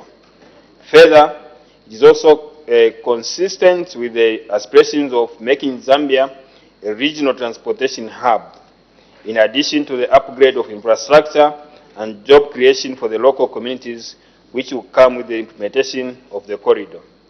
Madam Speaker, after considering the agreements, the committee has made some observations and recommendations which are documented in the report. Allow me to highlight a few of the committee's observations and recommendations. Madam Speaker, the committee notes with concern that member states might not necessarily upgrade their border infrastructure in line with the Article 3, which outlines the requirement to upgrade infrastructure and border crossing points to an agreed standardized level. The committee also notes that Article 3 does not provide a specified time frame for upgrading standardized border infrastructure to avoid delays at crossing points and when only one side of the border is upgraded. In view of this, the committee recommends that the member states be given a specific time frame to improve standardized border infrastructure in order to prevent delays in upgrading crossing border points. This will ensure that there is seamless border crossing procedures and systems when border crossing points are all upgraded, thereby achieving agreed standardize within agreed timeframes. Madam Speaker, the committee also notes that while Article 12 provides for uniformity in transit charges in order to enhance fairness and to prevent arbitrary charges in transit member states, the article has not included the aspect of periodic reviews to determine compliance in the application of rates, charges, and payments arrangements by member states. It is for this reason that the committee recommends that the article should include a requirement for the stakeholders consultative committee to produce periodic reports on the report of domestication and compliance of regulatory frameworks in all member states. This is in line with the agreement to ensure a uniform application of rates, charges, and payment agreements. As I conclude, Madam Speaker, permit me to express my sincere gratitude to you and the Office of the Clerk of the National Assembly of Zambia for the support given to the committee during its deliberations. Gratitude also goes to all the stakeholders who tendered both written and oral submissions before the committee. Madam Speaker, I beg to move. Thank you. Does the seconder wish to speak now or later? Now, Madam Speaker. The Honorable Member for Kwacha. Thank you, Madam Speaker. Madam Speaker, I rise to second the motion which was ably moved by the chairperson of the committee, Honorable Mobika. And in seconding the motion, Madam Speaker, I would like first and foremost to thank him and also to highlight a few points that have been captured in the committee's report on the Central Corridor Transportation Facilitations Agreement. Madam Speaker, we had some highlights that came from various stakeholders who made some observations, and I will just highlight a few observations which came from stakeholders. The first one was on economic growth, where it was brought to the attention of the committee that the agreement did not adequately address the need for member states to identify priority sectors for growth before allowing the corridor competition. That could include the discouraging importation of certain products in the country in order to grow capacity of the local people. Madam Speaker, of course, due diligence was not done in this regard, and you agree with me that each country has got a competitive advantage over the other. What we grow here, what we mine in this country may not be obtaining in other countries. So there is need to actually protect what is coming from this country so that we can grow our economy, we can grow our base. Because if we subject everything on the market, then our local entrepreneurship as well as businesses will actually be discouraged. So the recommendations that were made by stakeholders, Madam Speaker, as I've alluded, was that the member countries should identify priority sectors within the economy so that these sectors were not subjected to stiff competition during their infancy. This is very, very important, Madam Speaker. And that could include the restriction of certain economic activities and production of certain commodities to local citizens based on the timeframes which the stakeholders consultative committee could set to allow for growth before exposing local businesses to corridor competition. One good example, Madam Speaker, is on the chicken rearing, where we have seen a lot of competition, even coming from people that coming from outside the country. We have seen even on block making, to some extent, this business has been taken over by Lebanese, and that is to the detriment to the locals who have been pushed out of the business. And we need the government to put measures to ensure that the locals are actually protected so that they can have some living. Madam Speaker, allow me also to comment on the composition of the Executive Board as observed by the committee, which is the second highlight. The committee notes under Article 14 that the board will be composed of permanent secretaries responsible for transport in contracting parties and one private sector representative from each member state. And also the committee, as it notes this, however, expresses concern that leaving the selection open can lead to a private sector member not adequately reflecting their private sector interest. Madam Speaker, to address this concern, the committee recommends that Article 14 should specify that the representative from the private sector will be a member of the Chamber of Commerce for each member state to avoid randomly picking a member from the private sector. And also, Madam Speaker, it is important that this inclusion is crucial as Chamber of Commerce represents a significant portion of the private sector, ensuring their interest and perspective are adequately represented in the agreement. Madam Speaker, there are also other options where we see that there is need to conduct stakeholders engagement with relevant government agencies and private sector operators, including local communities, to see how we can maximize benefits from the central corridor where the project is in force. Failure to do so, Madam Speaker, could exclude the local people from expected corridor benefits, thereby leaving everything at the mercy of the foreign nationals and entities.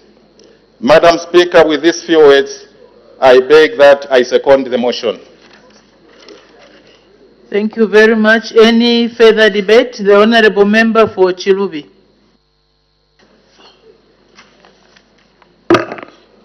Thank you, Madam Speaker. The people of Chilubi would like to highlight a few things as they support the general approach of the report that the committee has put before this House. Madam Speaker, the corridor being talked about is a corridor currently enjoying only proper transport through Lake Tanganyika, not any other route.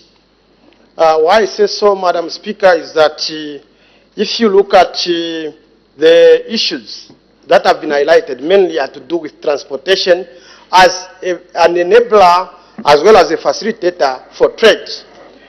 Madam Speaker, the people of Chilubi would like to bring to the attention of the committee and the House the issues that are laid down in the ratification of international agreements, Act number 34 of 2016. In that Act, Madam Speaker, there are certain requirements of how we have to go about the ratification of an international agreement. But if you see at what the committee concentrated on, they mainly concentrated on articles that are within the agreement, overlooking some of the issues that have been tabulated in the ratification of international agreements, Act number 34 of 2016, Madam Speaker. My attention goes mainly to what is stipulated in Section 3 and Section 4 of the same Act that we seem to be overlooking in this particular report, Madam Speaker. One of the central issues addressed there is national interest. As being one of the issues that should qualify us to ratify an international agreement of any sort. Another issue is that whether that particular agreement is speaking to the objectives, again, of national interest. Madam Speaker, another factor is that the impact of implementing such measures as laid down in an agreement or specified in that international agreement. Madam Speaker, when I peruse through, you find that in as far as it looks very flowery that we have to embark on this ratification, we still, if we are to pick the 5 countries that are involved, we still remain vulnerable, especially that currently the eastern route, especially by road and rail, is not properly attended to, and it's not in a status that we can favorably compete, especially when it comes to corridor competition of trade.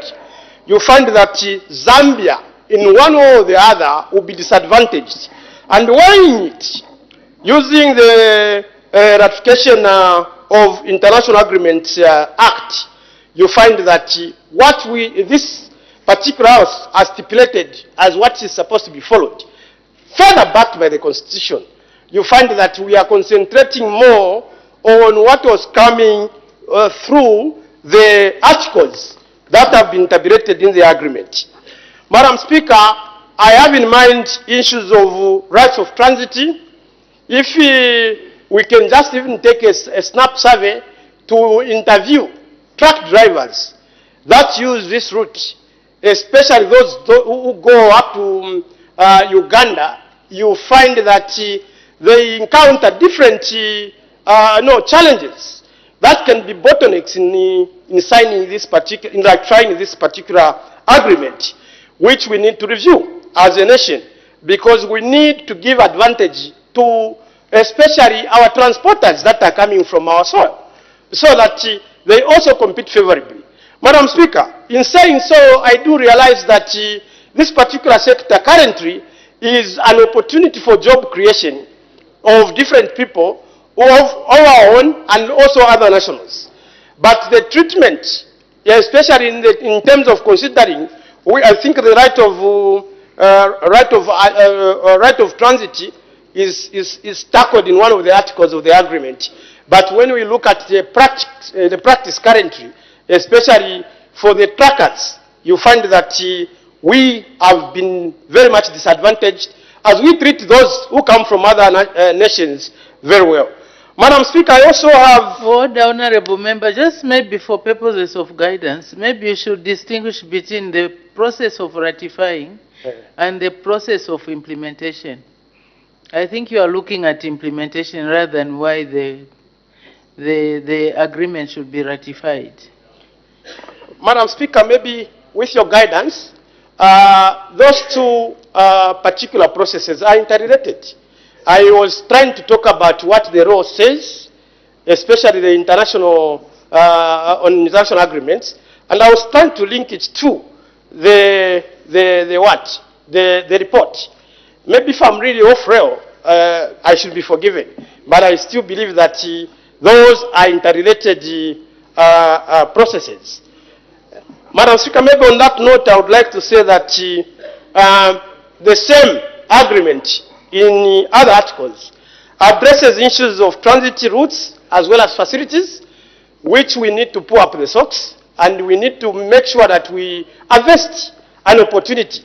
Because ratifying, as I stated, and as the law states, should first be of national interest, and it should give us an advantage in the first place. Madam Speaker, again, my worry would be on customs control. Customs control, there is no uniformity. If you look at the laws that are in these 5 countries plus Zambia 6 countries, you find that there is no uniformity, meaning that there is need to create more of a common clearinghouse, which should deal with issues of customs control. Because the customs control are also an avenue where we are likely to get some revenue, Madam Speaker. Madam Speaker, having said that, I would like to close my debate on the issues of rates, charges, and payments. I know that this distantly would be linked to, if we are to look at our scenario, would be linked to things like toll gates and many other toll gates along the way of this same. What I'm just trying to underscore, Madam Speaker, is that we need to prepare for this particular opportunity before we venture into considering ratification, and I hope that I'm not still mixing up the two processes, so that we harvest the benefits as a country, because international agreements can offer a disadvantage, can also offer an advantage, depending on how you venture into trading in those agreements. Madam Speaker, with those few words, I would like to support the report, but with the view that it should also be linked to, I still state that should be linked to ratification of agreements, international agreements, particularly Act number 34 of 2016. I submit, Madam Speaker. The Honourable Member for Chikankata.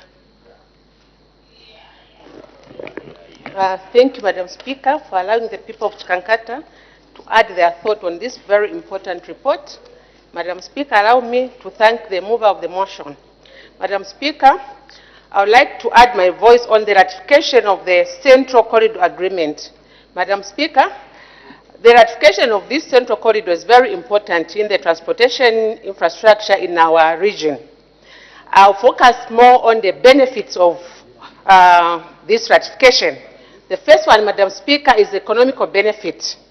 Madam Speaker, as we all know that transport infrastructure is a very critical aspect in development of a country.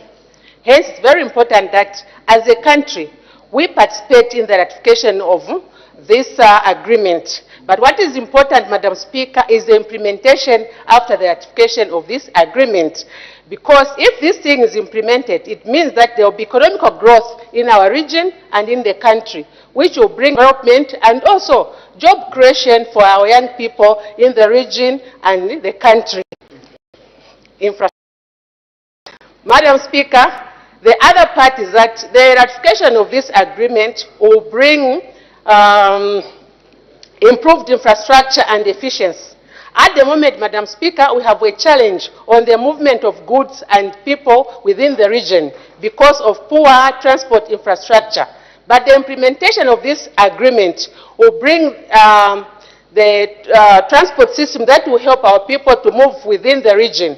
I'll give an example of Angola. Angola is very near to Zambia, but we don't have the transport infrastructure. Hence, it's been very difficult for our people to move, even to do business. Meanwhile, if we have the good transport infrastructure, we'll be able to do business, which will bring economical growth in the region. Madam Speaker, the other part is for Zambia to ratify this transport agreement. It means that it's committed to regional integration in the region. And regional integration will bring a lot of opportunities to our people. It means that Zambia will be able to work with other countries within the region, and this will promote south-to-south trade within the region so that we are able to create employment for our people. But at the moment, we are failing to develop our countries because of lack of these agreements. As a region, individual countries, we have comparative advantages that we can use to bring development within the region. But with a coming such agreement, it will be easy for our people to do business, to also do business with goods and services that will bring more economical benefits to our region. And if you look at the comparative advantage of these countries, you would find that Zambia is a landlocked country, Tanzania has a port, Angola has a port, Mozambique has a port. So as we work together, it will be easier for us to come up with agreements that will help Zambia to do business on a low cost. At the moment, we are spending more on the cost of transportation, import and export, because we don't have the right agreement that will help us agree on how we can do business within the region. Madam Speaker, I just wanted to add a few thoughts. With these few remarks, I support the report. Thank you. Thank you. the Honorable Minister to respond. The Honorable Minister of Transport and Logistics. Thank you, Madam Speaker. Madam Speaker, kindly allow me to thank the mover of the motion and indeed the seconder, together with the honorable members that have debated this particular motion. From the onset, Madam Speaker, I wish to place on record that the honorable member for Chilubi nearly misled himself and had the potential to mislead the House and indeed the country. Because, Madam Speaker,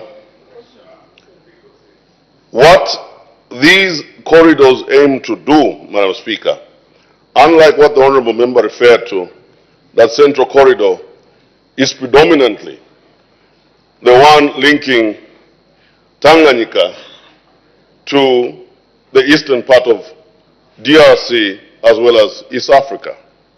Madam Speaker, this administration, realizing that we are almost being left behind in what was traditionally the Dar es Salaam corridor, that this is now evolved into this central corridor, and that Zambia should not be left behind, but that Zambia must take full advantage, especially that we do have plans to develop our very own Mpulungu Harbor at Tanganyika. Madam Speaker, earlier the House approved the ratification of the Beira Development Corridor Agreement, and now we have the opportunity to approve the ratification of the Central Corridor Transport Facilitation Agency Agreement.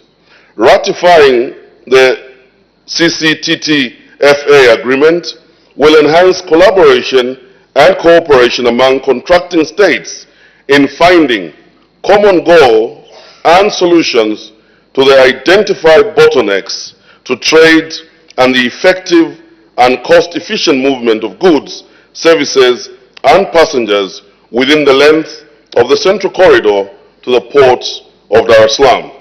Madam Speaker, in order for Zambia to realize its vision of transforming into a transport and logistics hub for the region, regional cooperation and collaboration with our neighboring states in the development of transport and logistics infrastructure is vital and key to facilitating trade and the movement of goods, passengers, services, particularly the exportation and importation of mining products and agricultural commodities.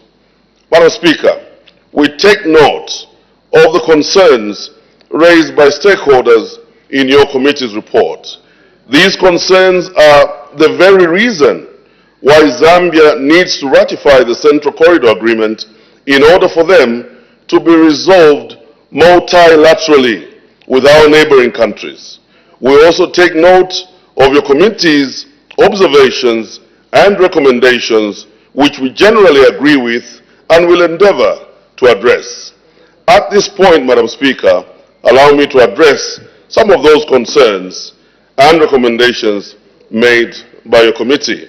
Number one, periodic review on domestication and compliance in the application of rates, charges, and payment arrangements by member states. This August House may wish to note that the Central Corridor is the first smart corridor in the region that has developed a multi-transport performance monitoring tool to monitor performance on the Central Corridor. The tool, Madam Speaker, compiles and publishes reports on a weekly, monthly, quarterly, and annual basis and covering 6 major trade and multimodal transport areas that include. Order, Honorable Minister. As the time is 16:40 hours, I suspend business for 20 minutes for a health break. Good afternoon. Thank you for still being with us on Parliament Television. Business has been suspended for a 20 minutes break. and at the time business was being suspended on the floor of the House was the Minister of Transport and Logistics, Honorable Frank Tayali, responding to a motion that has been moved by Mr. Muvika, who is Shangombo Member of Parliament, urging that this House adopts a report of the Committee on Transport, Works and Supply on the proposal to ratify the Central Corridor Transit Transportation Facilitation Agency Agreement, and that such adoption signifies the approval of the House for the third session of the 13th National Assembly, laid on the table of the House on Friday, 26th of July 2024. And earlier on we did see some members of Parliament contribute to this motion, and of course it was seconded by Kwacha Member of Parliament, Mr. Charles Mlenga. And so when business resumes at 17 hours, we do expect Honorable Tayali to continue with his debate to this motion. We take a look at some of the business that has been considered from the time business resumed at 14:30 hours. Matimba. Yes, Taza, when business resumed at 14:30 hours, Madam Speaker did make one announcement. Madam Speaker recognized that the presence in the public gallery of pupils and teachers from New Start Christian Academy in Garden House, Lusaka District. Madam Speaker, on behalf of the National Assembly of Zambia, warmly welcomed the visitors to the National Assembly. And thereafter, we did see Honor, the Vice President, moved a motion that Standing Orders 24, 1, 27 and 123 of the National Assembly of Zambia Standing Orders 2024 be suspended to enable the House to sit at 09 hours until business on the order paper for each day is completed from Wednesday 31st July to Friday 2nd August 2024, and also to consider more than one stage of a bill at a single sitting, and this motion was agreed to. Thereafter, the Minister of Health presented 4 government bills, and the House has so far considered 1 question for oral answer under Standing Order 82 and 1 committee report. And so we'll be able to share with you the details of what will be considered on the floor of the House. Just now we go on a break. Remember, business of the House resumes at 17 hours. Keep watching Parliament Television.